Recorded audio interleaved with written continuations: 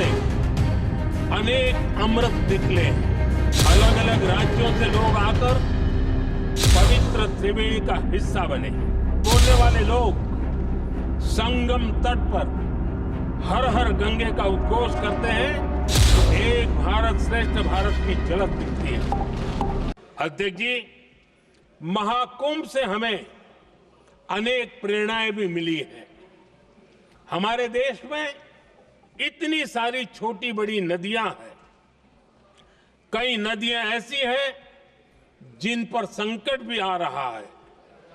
कुंभ से प्रेरणा लेते हुए हमें नदी उत्सव की परंपरा को नया विस्तार देना होगा। इस बारे में हमें जरूर सोचना चाहिए। इससे वर्तमान पीढ़ी को पानी का महत्व समझ आएगा, नदियों की साफ सफाई को बल मिलेगा, नदियों की रक्षा होगी।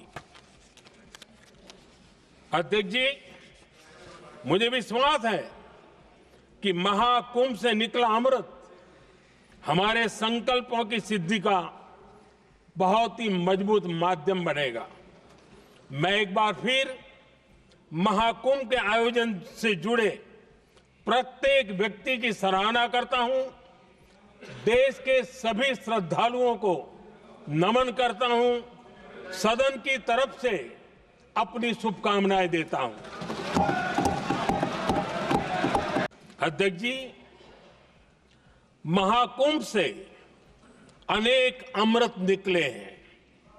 एकता का अमृत इसका बहुत पवित्र प्रसाद है।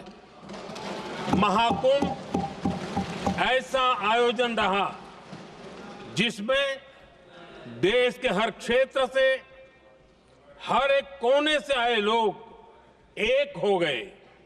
लोग अहम त्याग कर वयम के भाव से, मैं नहीं हम की भावना से प्रयागराज में जुटे। अलग अलग राज्यों से लोग आकर पवित्र त्रिवेणी का हिस्सा बने। जब अलग अलग क्षेत्रों से आए करोड़ों करोड़ों लोग राष्ट्रीयता के भाव को मजबूती देते हैं तो देश की एकता बढ़ती है। जब अलग अलग भाषा बोलियां बोलने वाले लोग संगम तट पर हर हर गंगे का उद्घोष करते हैं तो एक भारत श्रेष्ठ भारत की झलक दिखती है। एकता की भावना बढ़ती है। महाकुंभ में हमने देखा है कि वहां छोटे बड़े का कोई भेद नहीं था। ये भारत का बहुत बड़ा सामर्थ्य है। ये दिखाता है कि एकता का अद्भुत तत्व हमारे भीतर रचा बसा हुआ है। हमारी एकता का सामर्थ्य इतना है कि वो भेदने के सारे प्रयासों को भी भेद देता है। एकता की यही भावना भारतीयों का बहुत बड़ा सौभाग्य है। आज पूरे विश्व में जो बिखराव की स्थितियां हैं, उस दौर में एकजुटता का ये विराट प्रदर्शन हमारी बहुत बड़ी ताकत है।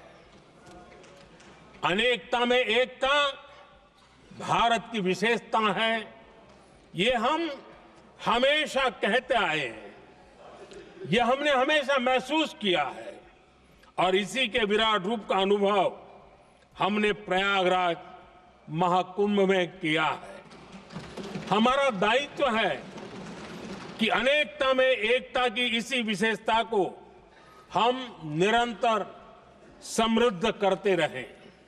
अध्यक्ष जी, पिछले वर्ष अयोध्या के राम मंदिर प्राण प्रतिष्ठा समारोह में हम सभी ने ये महसूस किया था कि कैसे देश अगले 1000 वर्षों के लिए तैयार हो रहा है। इसके ठीक 1 साल बाद महाकुंभ के इस आयोजन ने हम सभी के इस विचार को और दृढ़ किया है।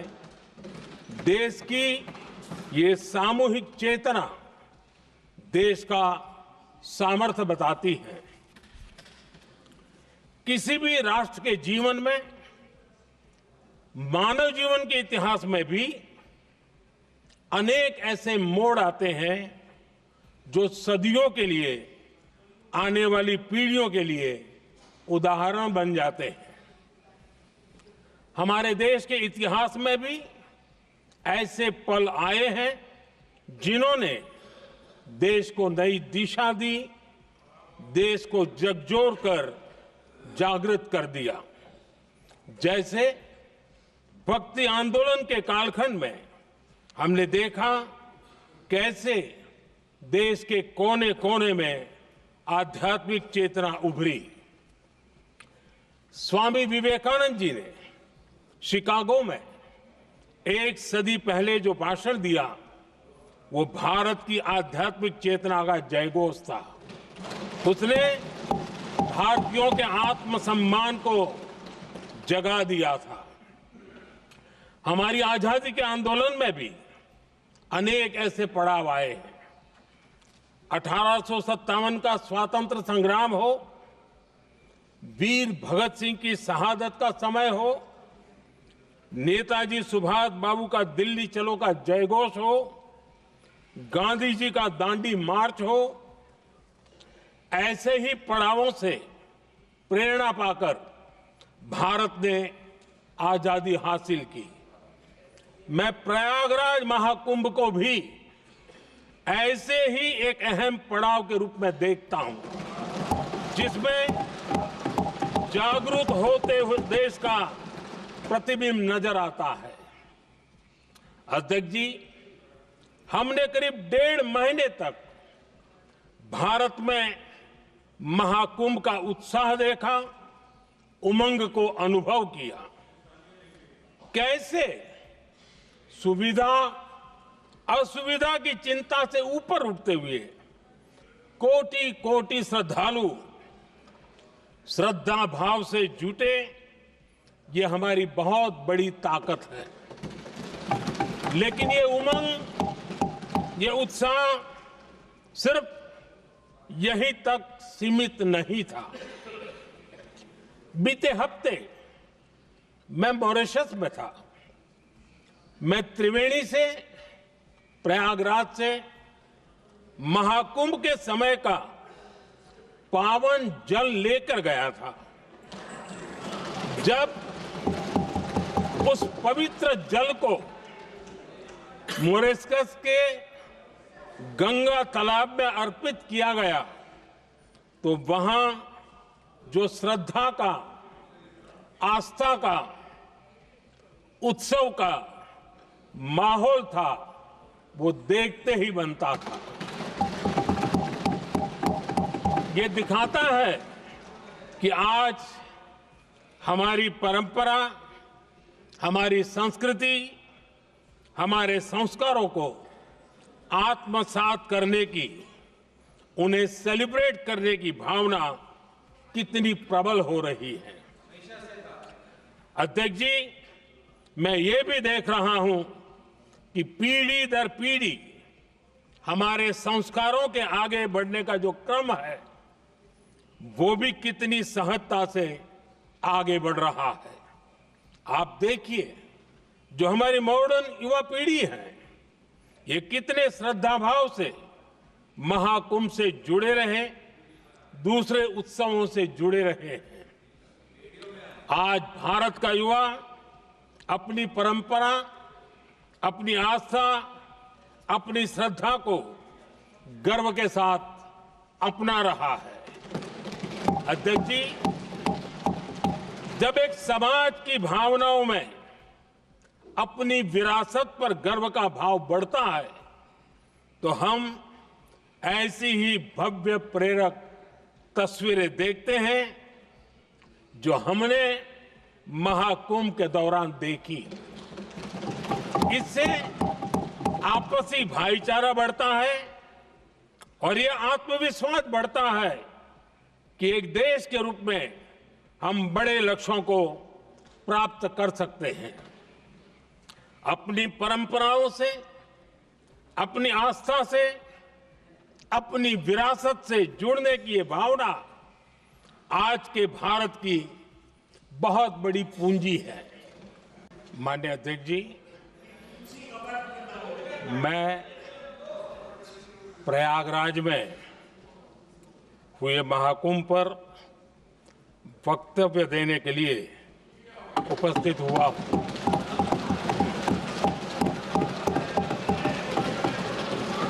आज मैं इस सदन के माध्यम से कोटि कोटि देशवासियों को नमन करता हूं, जिनकी वजह से महाकुंभ का सफल आयोजन हुआ। महाकुंभ की सफलता में अनेक लोगों का योगदान है।